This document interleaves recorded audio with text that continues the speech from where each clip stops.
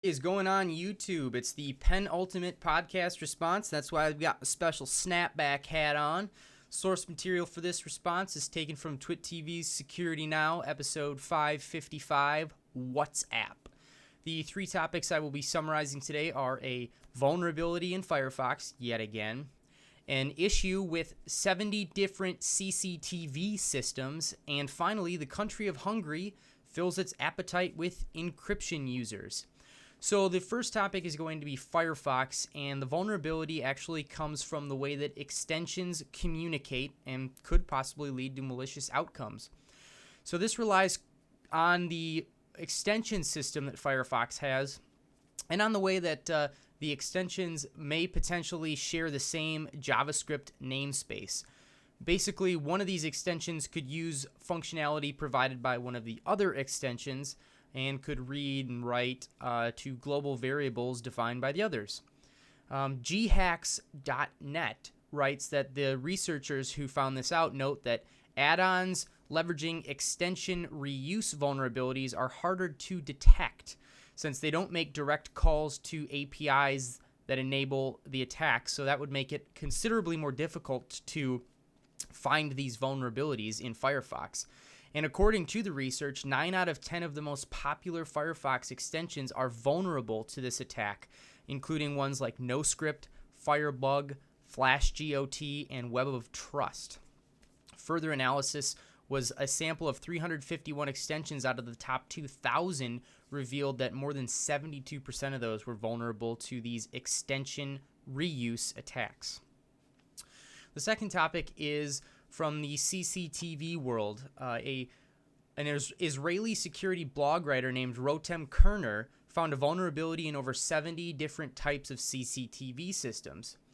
Although these systems were all sold under a different brand name, they were all manufactured by the same Chinese company. He found that all of these systems had both port 81 and 82, as well as 8000 open, which allows for HTTP access, naturally, as these are web-based interfaces. But a Shodan query that he ran came up with over 30,000 different systems like this, and through manipulation of the firmware, which was readily available on the manufacturer's website, Rotem was able to overtake these devices and monitor everything on the feeds from all of the different cameras that were connected to them. One thing that he's done is repeatedly tried to contact the parent company TVT, the Chinese manufacturer, but received no response. And so as a result, he's gone public with this information and has listed a complete list of vendors who currently sell the machines. The last topic I'll be talking about today is from Europe.